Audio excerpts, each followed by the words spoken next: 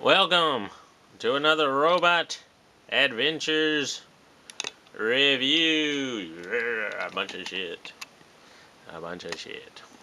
So, let's see. As always, dumbasses, shit for brains, stupid people, fuckheads, stop watching. Everyone stop watching. Children, do not watch this video. No deben de ver esto. Parents, watch your children. Old people, stop touching my ass. Old ladies, let me touch your ass more. Everyone who continues to watch this and then complains later, I'm just gonna block you. I'm not gonna even bother commenting. It's just block. You're a fucking dumbass for watching. So let's go shove some paint up our asses. Yeah.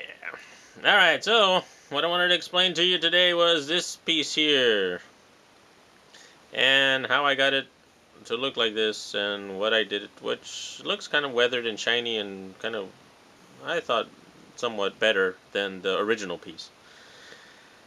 So, let's see. Well, let me just explain this piece here. This has the, I think, maybe 5 layers or something like that. Importance of layering your thing. So, yeah, it's got the basic, the plastic, of course, that's the base. And then, what I did is I put a surfacer on there, and just a little bit of comments about surfacer. This, depending on the grit or the size of the particles of the surfacer, you can spray it through a airbrush, but I would suggest getting a bigger nozzle. If you spray the surfacer through an airbrush with a very fine nozzle, like a 0.2 millimeter nozzle, you might get some clogging. And it depends on how you mix up the surfacer. So a bigger nozzle would mean easier spraying. Just something to keep in mind if you're spraying the surfacer through the airbrush. Next, what I did is put a base coat of paint on there. So I would paint this thing yellow. I don't have any pieces that I've done that to, but I put a base coat of yellow on this. Then what I did is I put a primer, a clear coat on there of this clear yellow here, on here. Then what I did was put the wash. This is just the paint thinner, black paint with a lot of paint thinner, extra paint thinner on there. Then what I did was put this shiny shit on, which I've shown you before, this shiny shit. And I don't know if it's called the shiny shit, but I put the shiny shit on there. I don't know if you can buy this in the States or whatever. It's I don't know if it's illegal or fucking, it's just like this powdery shit that you just rub on shit and it makes it shiny. And I've shown you that before, especially like in this gun here. Bumblebee gun. You can see that tip. I rubbed the shiny shit on, and it made the tip really freaking shiny. So it does work, but it does rub off unless you put another top coat on there.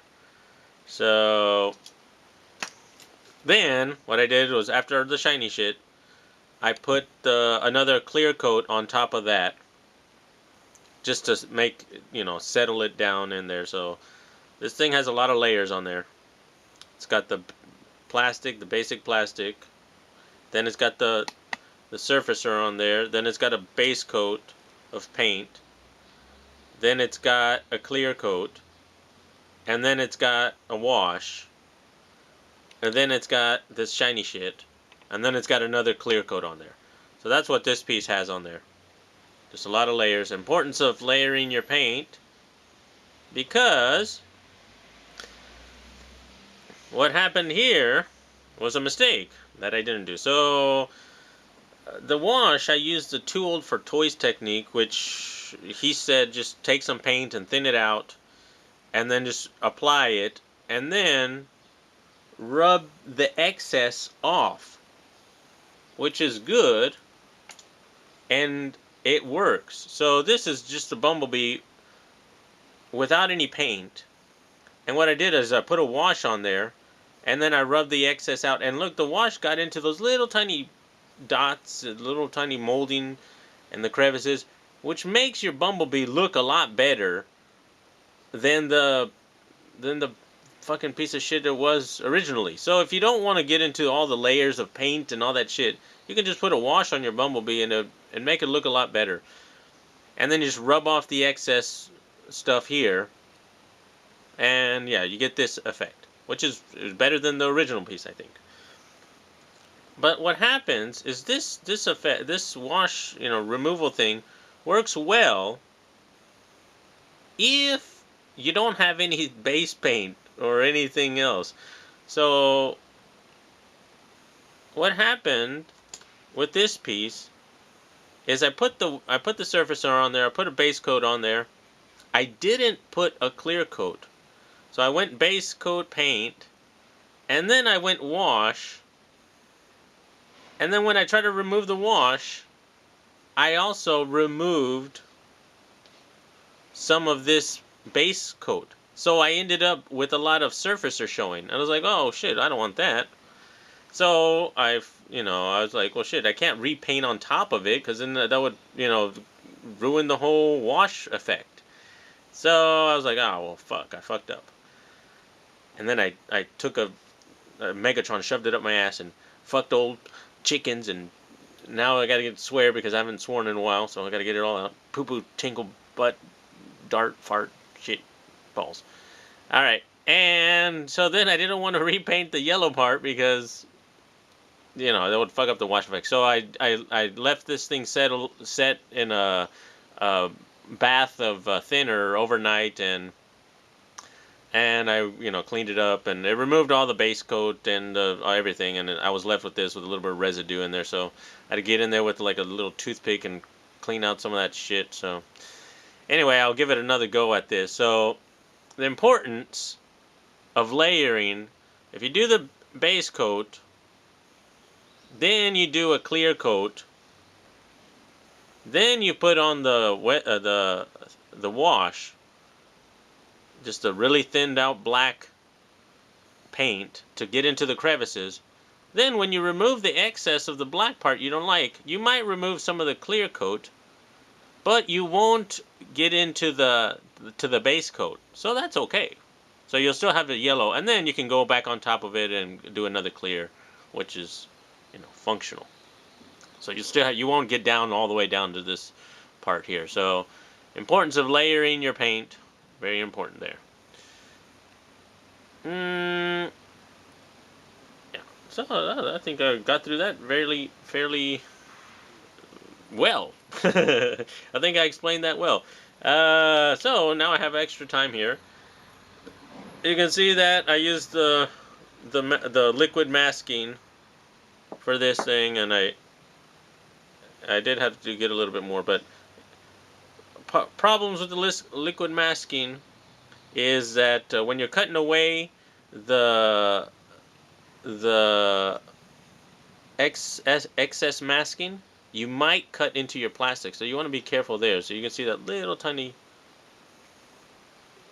cut mark there, and yeah, so sometimes you might remove too much liquid masking, so you have to remask. And what do I got here? Well, this is what I wanted to show you. I wanted to show you what I wanted to do with this project would be do half of it, paint it up, and then half of it original, and then just to show you the difference between the, painted version that you do yourself and the shitty ass, regular version. Like I said, if you just want to put a wash in there into these parts here, I think that might make it look a lot better than what it is now. It does have some molding details there, so something to consider, just a basic improvement on the shit ass figure. So I mean, if you could get in there and detail that out, that might make it look a lot better. So the hood's got a bunch of you can get in there and get those panel lines done, I think that would make it look a lot better. Anyway, I think that's pretty much all I wanted to talk about today. Yeah, like I said, some of these things are going to be a little fucked up because I can't remove that leg of the ankle, so I'm gonna have to primer around it and then figure out and then mask and do some back masking on the shit. But it's my project, it's my hobby. So anyway, leave your comments downstairs, and all stupid fuckers, don't even bother. Any helpful, very detailed techniques, tips, or something like that that I can use for the wash. What's the proper ratio? How much paint to how much thinner, or how much paint mix with water. I couldn't find a good wash detail in video. How to make your own wash. People, I see you guys buy the stuff already made, which doesn't help me because I don't know. I went to the store yesterday looking for stuff, and I couldn't find any because, yeah, I don't know. I guess I didn't go to the right store. But if I can make my own, then I think that would be better.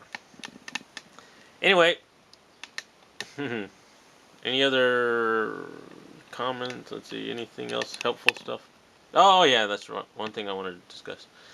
So, Mo Kanaman said that these little things are shitty, and I agree with them. They are graduated, and I picked these things up at the dollar store. You can get like 7 or 8 of them, or I think they come in a pack of 7, I think. So, like this. Oh, 8. I was wrong. So, you get this at the dollar store here, and for stationery. I don't use these actually to measure stuff. I just use them as a transportation. So when I make these vials here, I make them, 2 to 1. I use these mixing jars, and I just use these to dip in there and suck it up and then put it into my airbrush. But, yeah. Alright, guys. Well, I'm going to post this up. High definition. Talk to you guys later. Leave your comments. Bye-bye.